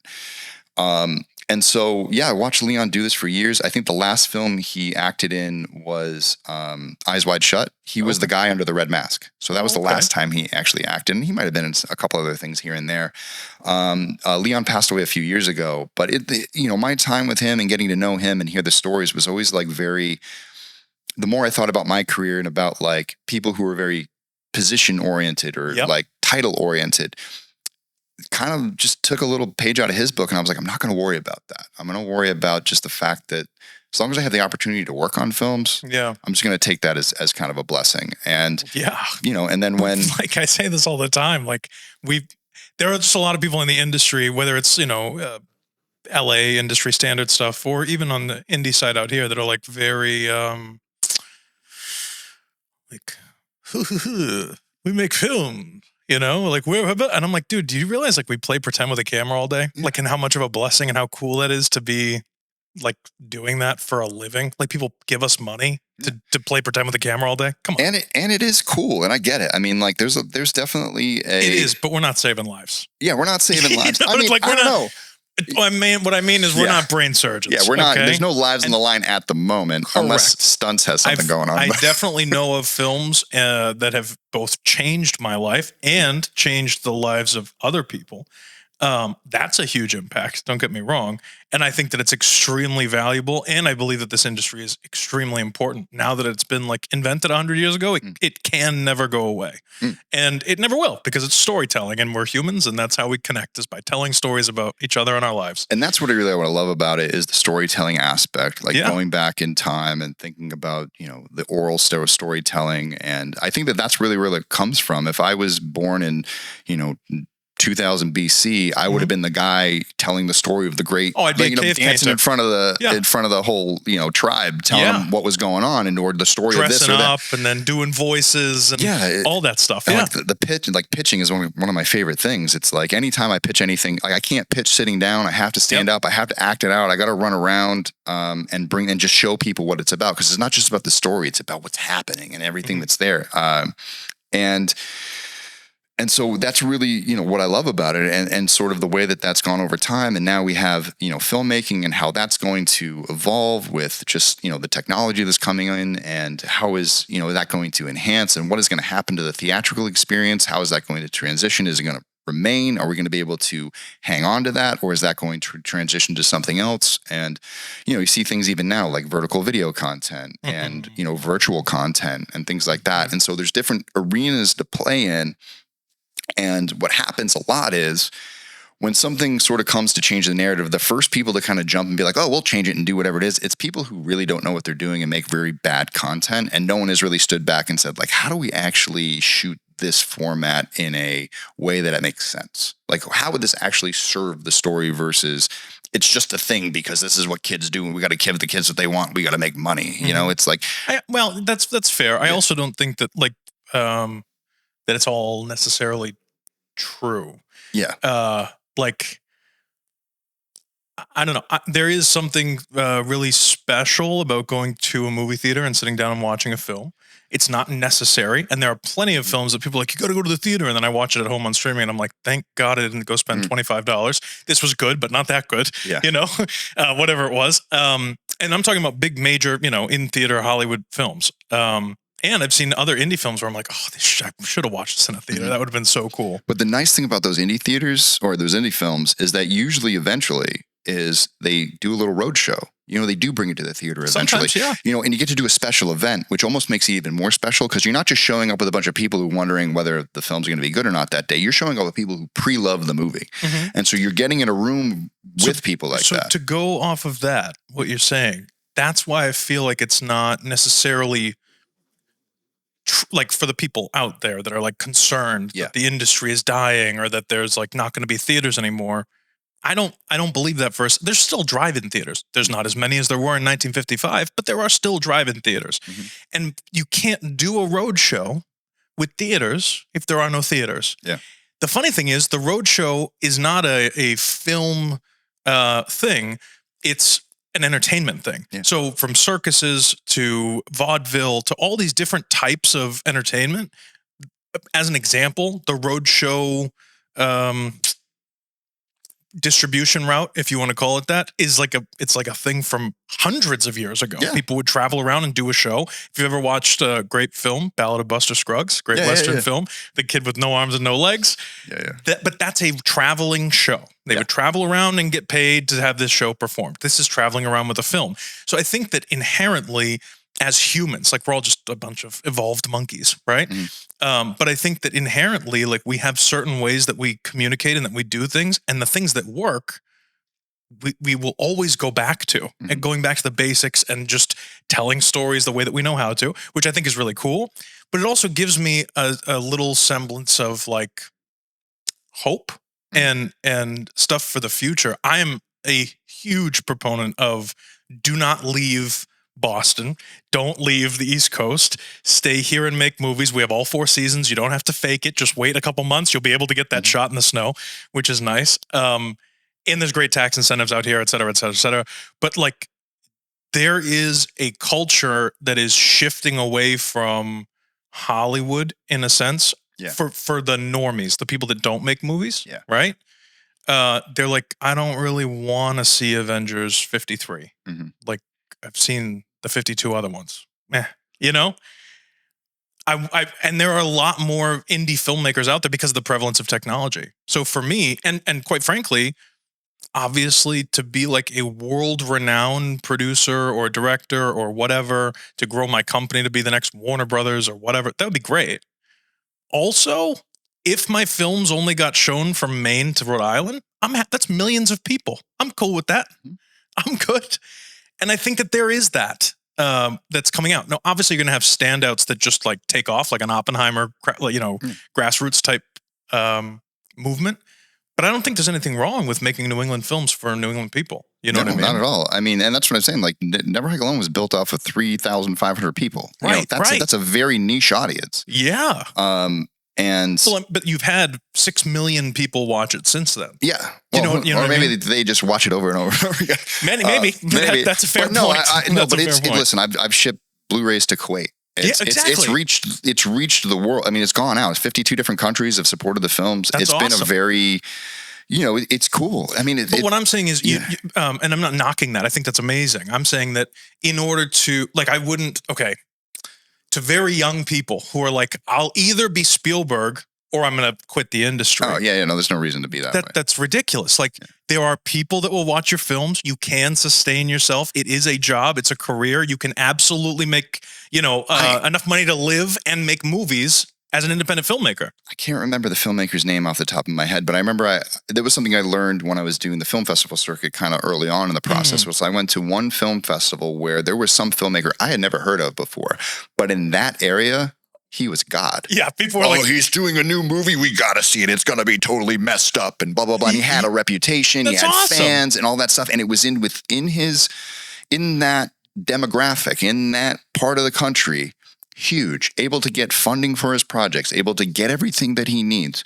It was, it was sort of, that was pretty cool. And the more I did that, the more I saw that every region has a couple of these people that are just well known for what they do. And then every now and then, you'll see one of them pop off on the national stage, and you'll be like, oh yeah, look at that. Good for that. Yeah, exactly. I remember that's somebody sick. who I saw at, again, I'm very bad with names, but I remember I saw a filmmaker, his work at FilmQuest, a couple of years in a row. He was a staple at FilmQuest. And then he did a film that was like a side-scrolling video game almost that just came out. And now that's starting to get a bigger appeal than some of the stuff that he did in the past. It's sort of expanding his career. So it's like, oh, cool, that's sort of taking off. And again, it's like everything within the industry, the person who's looking to be Spielberg, listen, you're not going to come out of USC and just get handed a check. Spielberg didn't come out of USC as Spielberg. He quit. You know what I'm saying? Yeah. This is my point. You have to go through shit. You have to go through it. And if you just stick with it, it will eventually catch on, or you're just going to keep getting better, and you just got to fall in love. Because I mean, for me, the stories and the films that I want to make, it's because I literally have a film that plays inside of me 24 hours a day until it's like literally delivering a baby. Not literally, I'm sorry, ladies. It doesn't hurt that much, but sometimes. But you're in labor for 8 years. I mean, Never Hike Alone 2 was in my head for 3 years. Yeah. Because I was dealing with all these obstacles and then trying to shoot at the same time. And because it was in there, it was taking up space. And as soon as it was out and it was on screen, it was like poof, more space, more ideas, other things came in rushing in, and I was able to focus on other projects. And it's the same thing. And right now I have this short film that's going to become a feature pretty soon called The Bonding, a werewolf story that I'm working on that's sort of had that space with me right now. And it's the thing that is like, you got to make this. You got to make this, because it's something that it's not because it'd be fun to play with a werewolf and blah, blah, blah. It was literally like, this story speaks to me so much. I have so much to say in this. This is just the dressing that it's a werewolf movie, but what's underneath is actually something really, I think, poignant and powerful to say about love. Sure. And it's, it's what I can't wait to do it. And so it's sort of like every in-between moment that I have, it's snipping a couple things on that budget, or going in and clipping a couple lines here, or kind of, calling up somebody and following up with this thing and starting to putting together the pieces. So in a few months, I have everything I need to go shoot that. That's awesome. And it's again, like, what am I going to, short film's not going to make me $10 million, but what is it going to do? This is going to be something I wanted to, I can't wait to take out on the festival circuit when it's done, because it's something that, I don't know, again, like, it's a story that is burrowing its way out of me, and I want to show it to other people. And I feel like I have a lot to say with the project, and I think it's going to teach me a lot about who I am as a filmmaker in this space and how far I've come since I've started like that. Sure. Before so this is your next project. This is my next project that I'm working on there. I mean, obviously there's that. There's, we actually just funded our first animated Never Hike Alone. It's called Ghosts in the Fog. So we're working with a company called Mako Animation out of Mexico, and they just started animation yesterday. That's amazing. So it's a 10-minute short. We got Chelsea Rebecca and Zoran Gavojic from the Dead Meat channel are going to be on it. They're going to voice 2 of the characters. And then Diego Valenzuela, who works with Mako a lot, but he's like he's a Spanish, he does both Spanish and American language, but he's been on like Halo and God of War, but he's a working voice actor who's also, he's fun. Dom. So the 3 of them are in it. I'd play Jason, but Jason doesn't make noise, so maybe I'll just be like, ooh, yeah. But even then, yeah. I bet.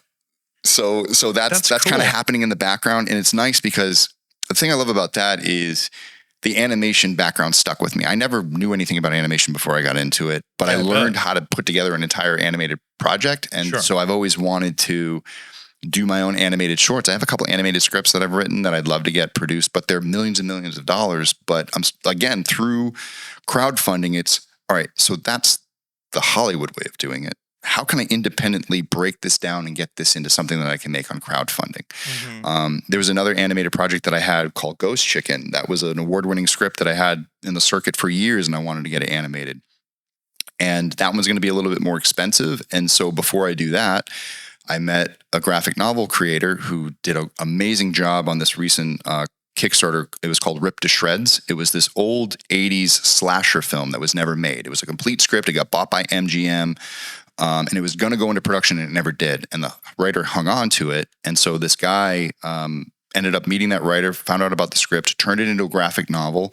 He used two classic slasher icons, a guy by the name of Russell Todd and then Laurie Marie Taylor. They were both in Friday the 13th Part 2. Now, they obviously don't look like they did back in the day, but he used their likeness from back in the day to be like, imagine if we cast Russell Todd and Laurie Marie Taylor in this movie in 1985 and produced it, it would look like this, and did the graphic novel. So he's helping me take Ghost Chicken and put that in graphic novel form so I can use that as a launch platform to be like, I want to animate this. So the people who support the book, $5,000 is going to cover all of that stuff. And so that's a nice small little chunk that we can do on Indiegogo, or actually on Kickstarter that we're going to do that one. And if that does well and it makes $10,000, great. It's an original project. We get to split the money and we can invest it in some other projects and go forward. Or if it's really popular and we make $50,000, I can animate it. Yeah, that'd be great. And if it doesn't do that right away, the popularity of the book and seeing some of the artwork that's created, because those things are a little bit cheaper to create in that realm, it gives me more of a pitch platform to then step into Ghost Chicken, the animated short, and say, now we want to elevate it to this level. And now we have a fan base that will help support the base of that first day that will be there, hopefully raise $10,000 for us on day one. And then, that 30-day campaign turns into something that we can achieve to get the rest of the production made. So the animated projects are nice because they can kind of happen in the background while you're working on the live action stuff. You just got to do your reviews that day and then you can get back to set. You don't, you know what I mean? You can do it right there. And that's really cool. And so that's sort of like the nice balance. All under Womp Stomp name. All under Womp Stomp. That's amazing. Yeah. That's amazing. Okay. So I have two questions that I ask everybody. First one, as we come to a close here, no wrong answer. What do you see the future of the film industry being like? Is Hollywood officially dead and everything's going to be indie now from now on? I mean, not, everything, but what's your take on it? You've been out there, you've been out here, you've been all over the country. What do you think? I mean, there's a lot of smart people in the industry who are going to figure it out and find their way. I think the industry's biggest struggle right now is there are too many tech people in charge who don't know enough about creative to deal with the creatives and understand what people want. They want sure things. They want, safe bets. And that's not always going to get you. Vertical format. Can you imagine a theatrical screen vertical? That's going to be nuts. Oh, man. But, you think about it, like back in the day, like I was joking around with somebody the other day. It's like the Marvel films, back in the 70s, in the 60s, that was the Western. Everybody, there's a new Western coming out every other week. You know what I mean? Like, they always find those things that happen. Something will pop off and it will start a new thing. And the thing I love about horror is that horror is the consistent kind of stepchild of the film industry. It's like, as everything else fluctuates, the horror genre stays the same. Everybody, horror always has support. Every now and then you'll see one at $100 million, but there's, even to the lowest independent film, there's going to be a supportive fan base there for it. I think what you're going to see a lot more of, though, is you're going to see a lot more like the Raka twins who did Bring Her Back and Talk to Me. Some of these people who are doing well in the independent circuit and on YouTube, who are content creators, who have money coming in, who are going to have the money to spend on doing their own movies and kind of thumb their nose at Hollywood and saying, we don't really need you because our fan base supports us directly. And they'll be able to raise certain amount of budgets through that time. And if their fan base grows, those budgets will get more. But, the more that they do, the more people are willing to invest in them. And I think, there's other YouTubers who are doing the same thing. I just helped another filmmaker, Kira Gardner, raise $150,000 to finish her feature film and get that through post-production. And, so it's people who are direct access to the fan base that they can create is going to be more of a sustainable, at least in your indie career. If you can do that, it can be a good base for you. You will be able to work off of good budgets and be able to take care of your staff and take care of your cast and be able to go out and make some really good content for, not millions of dollars, but eventually probably. Yeah, but I feel like there's, I don't disagree with you to add on to that. I don't think that there is necessarily a need for millions of dollars. Like, it just sounds like it's so crazy. Like, if you can make what you're making for 150 grand, how much better, and I mean better quality, if the story stays the same, because everybody's agreed on the script, this is what we're going to make. So if the story stays the same, how much better would it be for 20 times the budget? Well, I think it's more have to do with like sort of the scope and scale of what you're doing. So yeah, do we want to keep making horror movies about one lone cabin in the woods starring 5 people and that? It's like, what happens when you want to make your space epic? You know what I mean? You want to build something, or, you got to find crafty ways around it. And VFX is getting better. And I will say this, if VFX artists are given AI tools to help kind of reduce their bullshit tasks and able to focus more on their creative, and it's not just 100% AI creation, but they're like, roto this for me, so I don't have to sit here for 3 hours and drag the pen tool around. You know what I mean? If it's saving them an hour of bullshit work so they can focus on creative, getting it to look right and doing all that stuff, I think in the future that the cost of VFX is going to come way down. The amount of people that you need in VFX is going to come way down. You're going to be able to, let's say you have a project that you want to have 25 different cast members. You want 30 different locations. It is an epic story that you want to do. You want to make, you want to make the Iliad and the Odyssey. You know what I mean? You are Christopher Nolan. You want to do that. Well, and in those cases, you want to shoot with an IMAX camera. Yeah, no, I mean, that makes sense with regard to the big budgets. But I mean, every single film is 80, 100 million? I mean, no, not every. No, I know. Well, and look at like Anora that was 6 million and whatever else. But you're telling me that Anora was a $6 million movie, and there was no possible way to get the same film made for less than $6 million.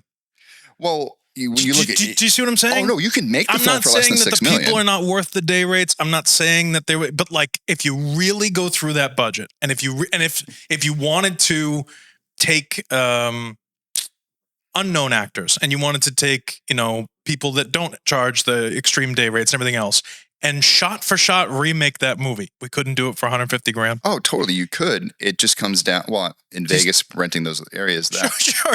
But do you get what I'm saying, though? Yeah. Like, and I'm not even saying that's not even a high budget. $6 million is not a high budget for a feature. No. But do you get where I'm going with that? Like, I feel like for me, it's about the artwork, and I understand and appreciate wanting to make quality stuff. Obviously, we all want to make the highest quality stuff. I recently, I don't know if you've seen it yet or not. I went and watched Superman. I haven't seen it yet. Okay. It's a superhero movie. Yeah. And it's live action, but like, if it was all CG. So you have like experience in VFX and stuff like that.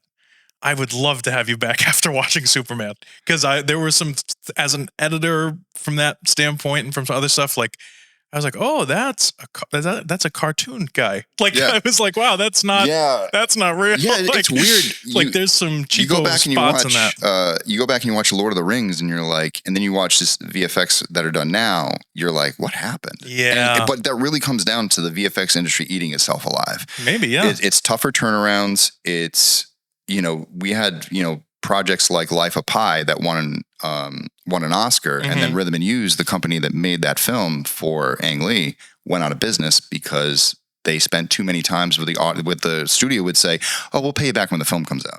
But we need all these extra shots and blah blah blah blah. I'm talking to my friends right now who are saying like, the next delivery dates on these shots are after the film comes out, so there's going to be a second delivery date for this movie.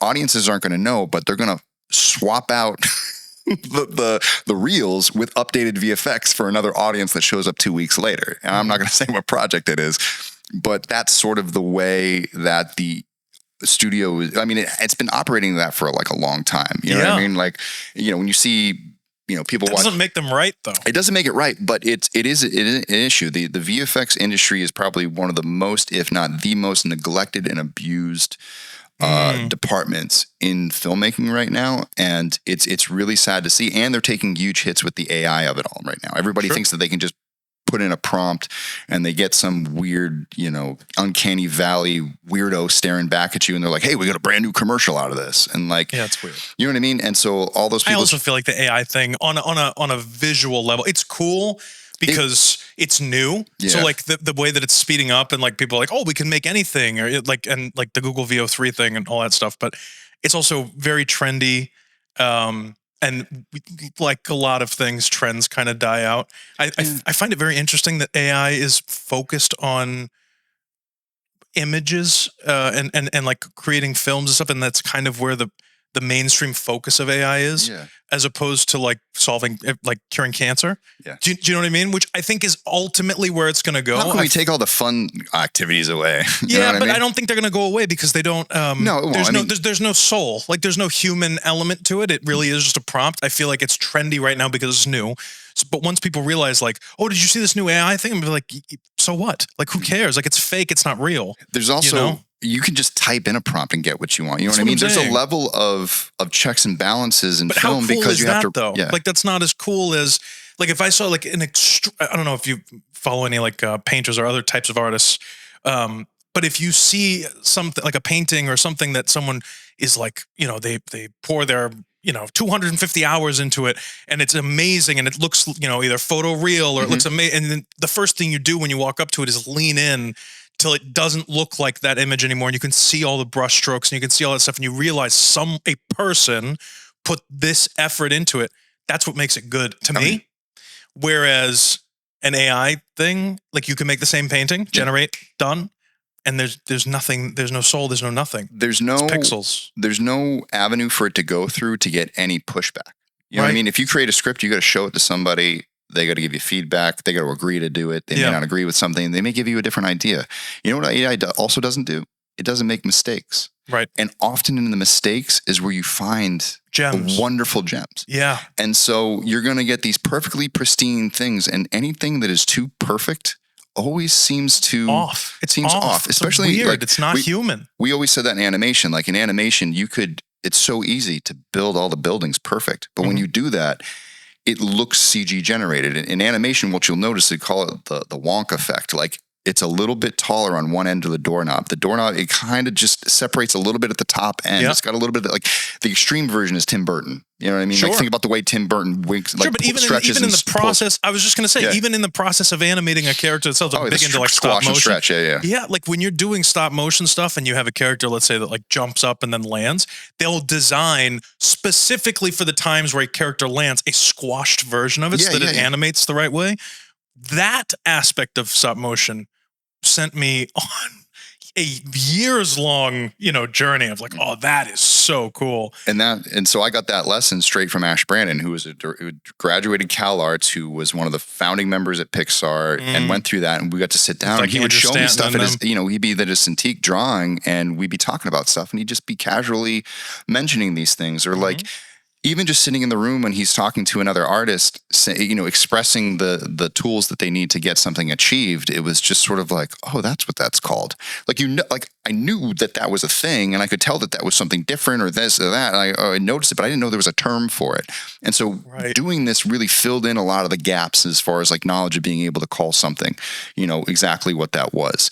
And that's really there. So I honestly, like, no, we're not going to want to stop teaching, we're not going to want to stop telling stories. I think that even though there's going to be a flood of people who are going to be prompt jockeys, making AI stuff, the same thing was about YouTube. I mean, think about how many YouTube creators are out there and creating stuff. There's more content than there's ever been. Like with everything, the things that stand out will find a way. Sure. As the Macho Man says, the cream rises to the top. Yeah, it's true. When the camera first was invented for photography, they said that painters would never exist again. Yeah. The year that the automobile became a mainstream thing, the year that the car came out, that same year, a few months before that, there was an article written in the New York Times about how New York was going to collapse as a city because of all of the horse manure all over the city. Like there are from horse and buggy thing, like things are always evolving and changing. By the way, people still ride horses, and by the way, people are still successful painters that pay their bills painting. So like but AI specifically is the first time where we've removed the human element almost entirely. And so I don't believe from a creative standpoint that that's going to catch on mainstream, because creativity is from the soul, and AI doesn't have a soul. Yeah, and AI doesn't have experience. Like, I remember a good analogy was like, an AI doesn't know what it's like to be blind. Right. You know, an AI doesn't know what it's like to live that life. They don't have it doesn't have the experience. All it can do is borrow from the experiences of whatever, you know, information it can get. And, you know, it's those things that are relatable to us that make things stand out. And the things that, you know, stand out, I think, in the projects that I try to put out, like, are those human elements, are those things that you can only experience if you know, you are human and you have experienced that. Can you kind of get that across? One thing I was going to say about, because you reminded me of, like, something before was about, like, we can create a noir for $100,000, was that's how Never Hike Alone 1 was made. It was like, we can make a $5 million Friday the 13th. Like, how much was 127 hours made for? I don't remember. James Franco, Danny Boyle, that probably cost a good pretty penny. Well, sure. And The Martian. But it became it. Yeah, but it cost it because of Matt Damon. Like, you know what I mean? Like, it cost it because of James Franco and stuff. But like, that cinematic formula is the cinematic formula of Never Hike Alone. Sure. A third-person perspective. You have James Franco in there? No. But what I do have is a dime store Charlie Hunnam. There you go. All right, go ahead. Sorry, Andrew. No, we call him out all the time. But that's what it was. I found a lead actor that it wasn't Charlie Hunnam, but damn, he looks just like Charlie Hunnam, and he's on the cover of romance novels, so he is a handsome young fella, or he was young at the time. And he had a great personality. And so we had that. We had our star, and then the rest of it was, how can I break down the way that 127 Hours and The Martian was shot? Because they both have that element of, we're watching a movie and then the character picks up a camera and he talks to the audience. And that's what Never Hike Alone 1 was about. It was about going back and forth between those two elements. And someone had pitched a long time ago a Friday the 13th found footage, which made me want to throw up in my mouth. And I was like, no way do I want to see a found footage Friday the 13th for the next one. I want, like, a big movie. And then I started to think about it. I was like, I watched 127ers, I watched The Martian, and I was like, actually, if you did it this way, it could work. Because you can get some of the fun stuff for the found footage, but you don't have to be stuck there for when, like, you want to make it look like a movie again. But that's what it was. I mean, for $50,000, we recreated the same cinematic language that Danny Boyle was able to do. And then remind me, The Martian, Alien director, Ridley Scott. There we go. Both of them, you know, I basically broke down The Fastest Man in the World speech. If you watch The Fastest Man in the World speech and then you watch the opening of Never Hike Alone where he does his first confessional, it's sort of the same thing. I'm borrowing the same idea of, like, we have the camera where it is and he's talking to that, and then there are at least 3 other angles that we can cut to that just sort of show where he is. And when we see him talking to a camera, which makes the camera a character itself in the film. And then, you know, same thing with Danny Boyle in the way that he shot 127 Hours, because that was an outdoor film about someone hiking and adventuring. We're able to take a lot of that type of blend of going back and forth between watching him do stuff and then also going with him when he was doing stuff, and blend those things together. So it was really just those two formulas in my world, and using those shots in the way that I thought would be most effective in our world and with our resources. I mean, a close-up's a close-up, so wide, you know. We didn't have a crane, but we had that, you know, that drone. So if we just pedestal up, you know what I mean, and tilt down, it's a crane. It might float around a little bit, but a little. But, you know, and I was like, oh, it doesn't need to be a helicopter all the time. It can just be the tall object that we don't have right now. It can get it from that angle.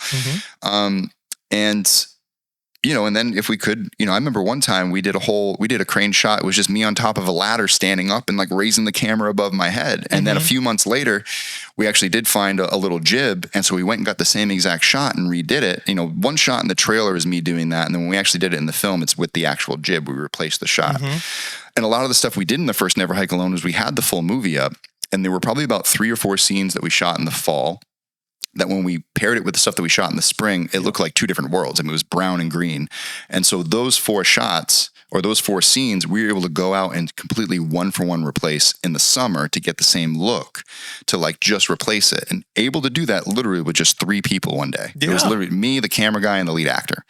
And that's how, with no budget, we were able to still achieve the same look. Right. And we just had the backdrop and we had just the elements. Obviously, we didn't have 1,000 people in the film, but again, it's possible. It always comes down to what can you fit in the frame. And as long as it fits in the frame for that 5 seconds, you got the shot and you can move on. So, all right. So in closing, and I want to hear, I could talk to you for 2 more hours because I wanted to get into like all the blood and everything else too. I know. I gotta have you back. I gotta have you back. Yeah. We'll do a part 2, definitely. And we'll dress the same again. Sure. Oh, that's so weird. I just noticed that, dude. Are you kidding me? Although That's you got funny. the brown shoes, I got the black shoes. Yeah. God, that's funny. So what advice, not that you're Spielberg yet or whatever else, you know what I mean? I'm sure you're still on your journey, but what advice would you have to people who are either just starting out or aren't on your level yet, like in the film community, no matter where they are listening? It's a marathon, not a sprint. Take your time, do the work, and the rest will kind of work itself out. The number one thing in any department, in anything that you're doing, is communication.